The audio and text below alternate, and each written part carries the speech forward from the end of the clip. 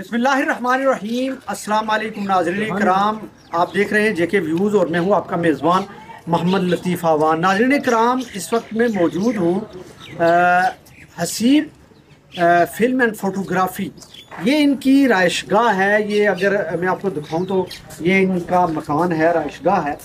गुज़श्ता शब यहाँ पे एक वाक़या वक़ू पज़ीर हुआ। तकरीबन रात 1:30 बजे का टाइम था और इनके घर पे इनके जो करीबी रिश्तेदार हैं, इनके घर के करीब ही रहते हैं, उन्होंने यहाँ पे इनके घर पे गुज़श्ता रात तकरीबन 1 से 1:30 बजे के दौरान हमला किया।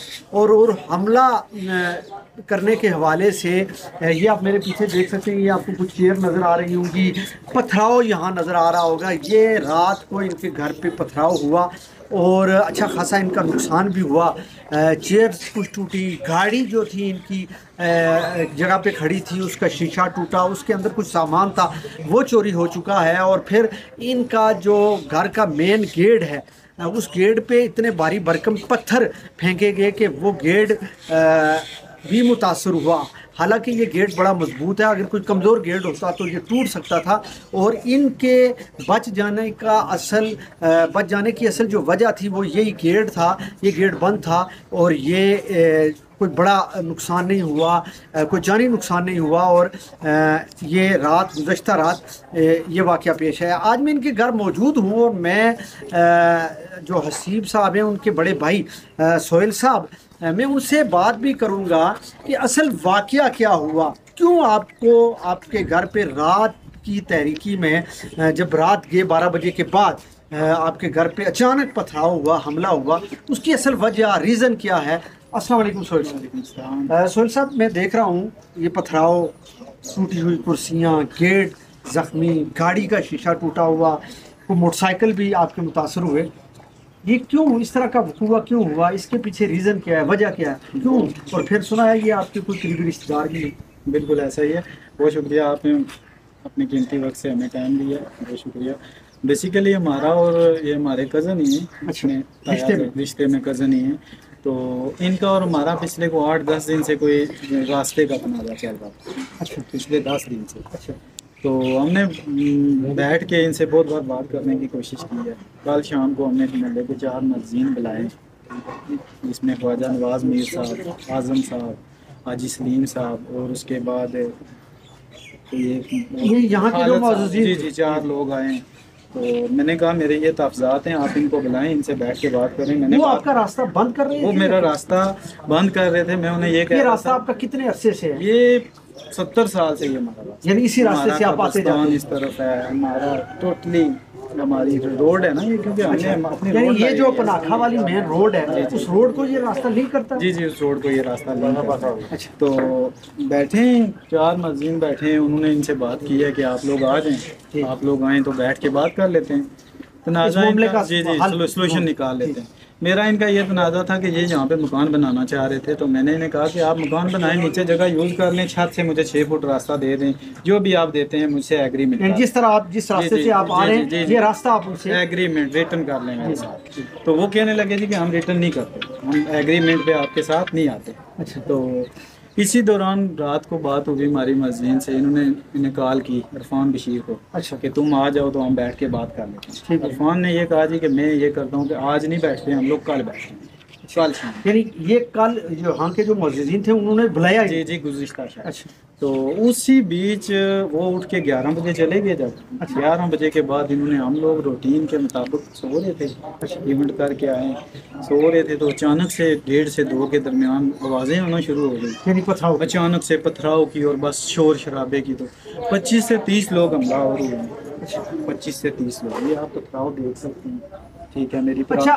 कुछ लोग ये भी इल्ज़ाम लगा रहे हैं कि पहले पथराव आपने किया, कोई बंदे ज़ख्मी हैं जी, उनके कोई किसी का साथ पड़ा हुआ है, किसी की टांग में कोई इस तरह का। ये सब झूठ है। हमें इनके इस पथराव में कोई बाहर निकल सकता है? ये आपको नजर आ रहे हैं पत्थर, इस पथराव में कोई इधर आ सकता है? ये खुद पता नहीं कहीं गिरे हैं। ये रास्ता जो गिराया है ये उन्होंने ये आज रात की कार्रवाई है। 25 से 30 लोग थे, कोई टेक्सला से कहाँ से आए थे? टेक्सला से कोई गुंडे आए हैं, कुछ अब्बासपुर से, कुछ इनके कज़न आए हैं। अच्छा, इरफान बशीर ने जो हायर किए हैं। अच्छा, हायर करके हम 4 भाई हैं, 4 भाई नट्टे क्या कर सकते हैं जी 30 लोगों के सामने?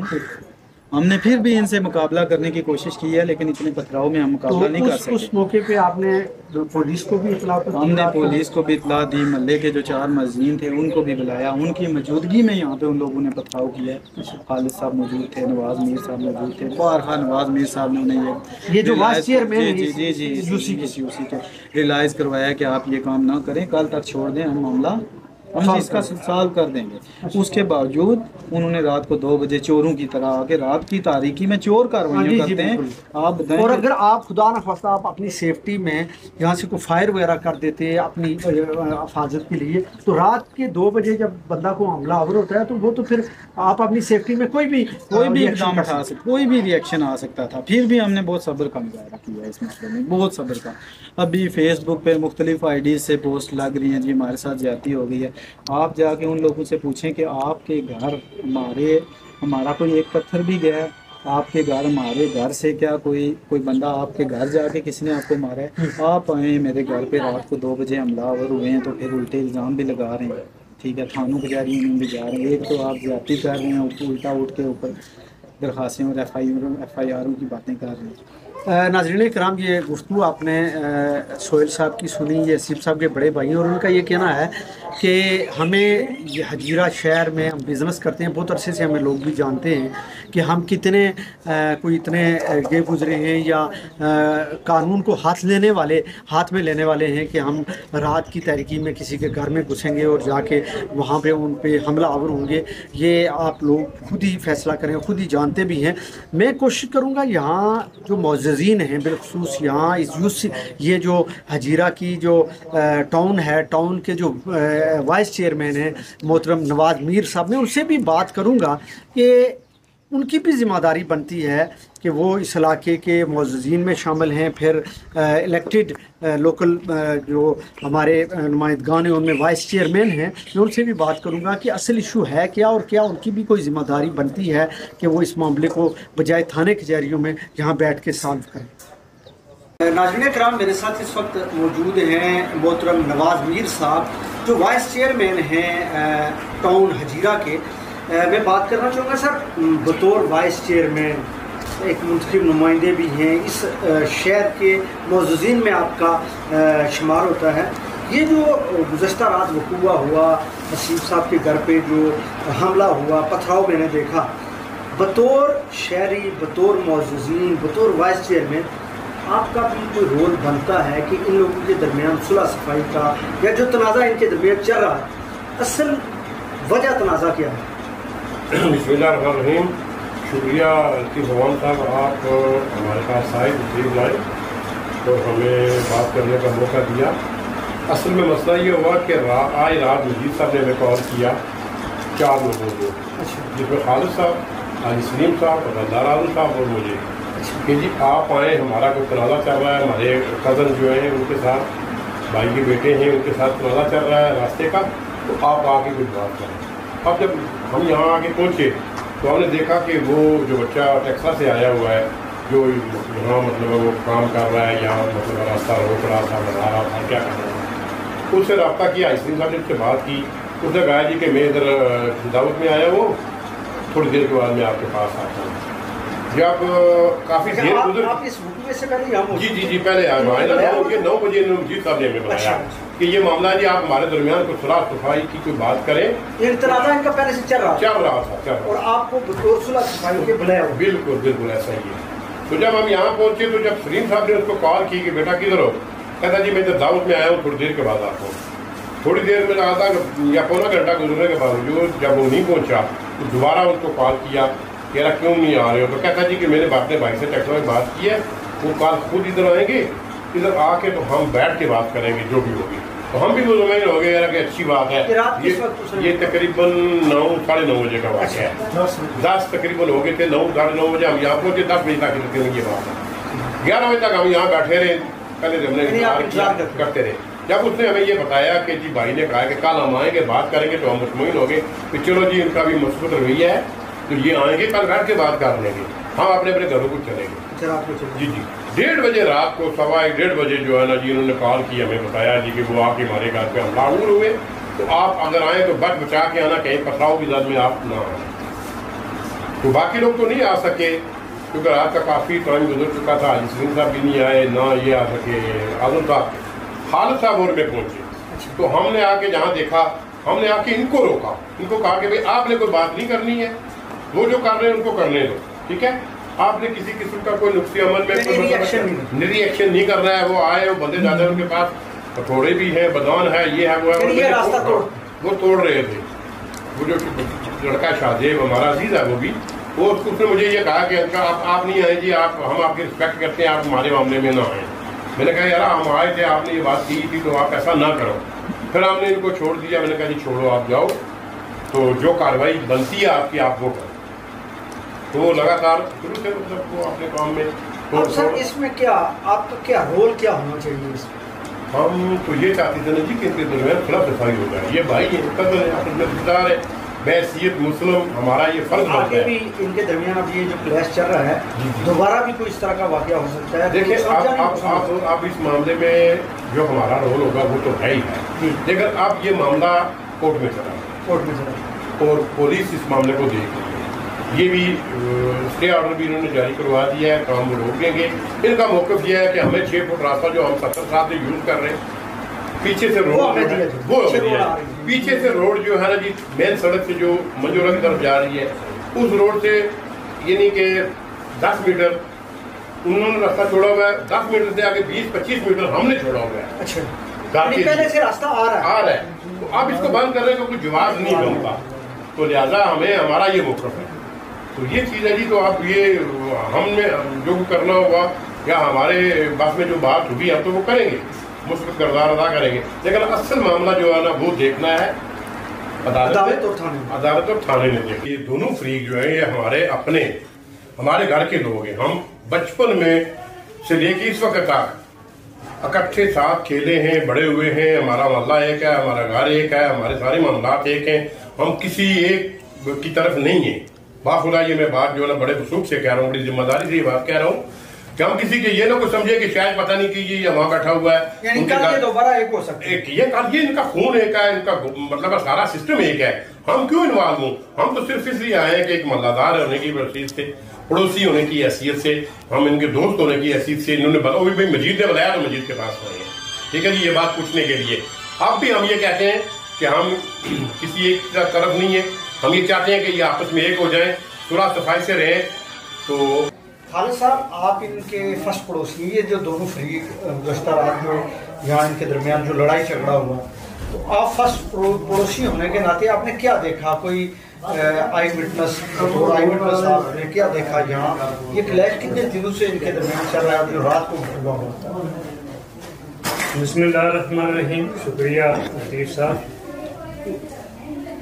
ये कोई लंबा चौड़ा क्लैश तो है नहीं। ये कल हमें कोई इतला मिली, मजीद साहब ने फ़ोन किया कि हमारा कोई मसला है, तो हम मोहल्ले के चंद मुअज़्ज़िन को बुलाना चाहते हैं, तो अगर आप भी आ जाएँ तो ये हमारा मसला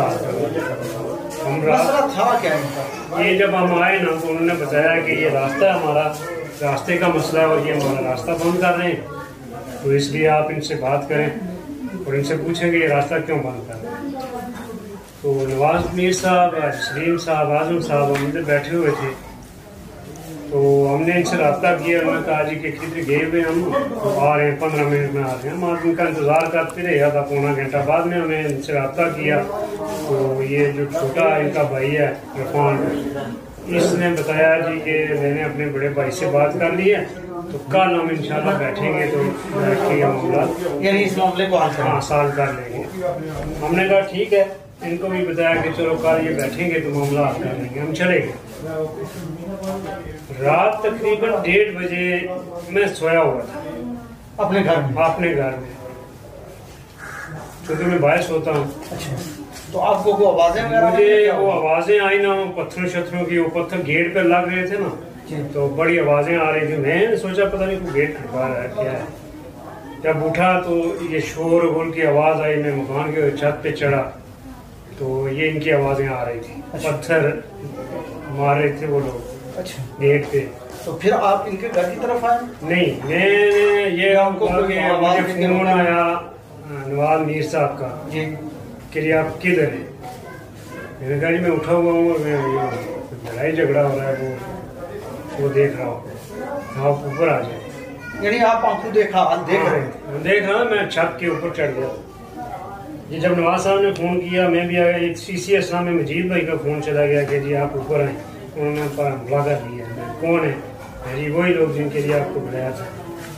खैर मैं आ गया। तो हमारे आने के बाद हमने उनको मना शना किया। वो इधर रास्ता खोद रहे थे, जैसे कुछ 12-14 लोग थे। किसी के पास चप्पल था, किसी के पास गिनती थी।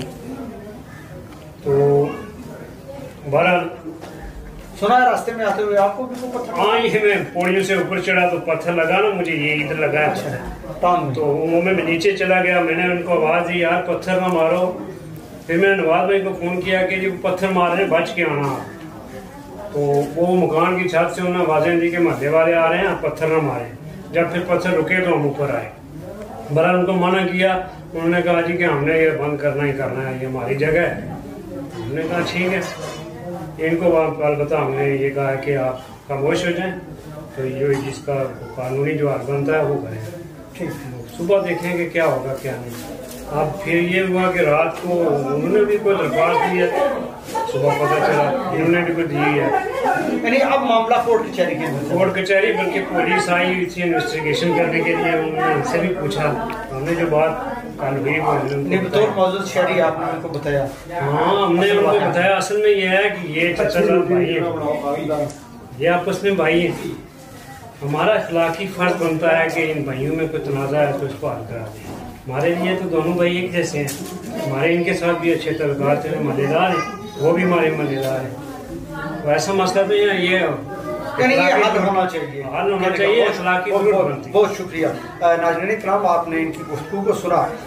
मुझे आपके फीडबैक का इंतजार रहेगा। मुझे दीजिए इजाज़त। अल्लाह।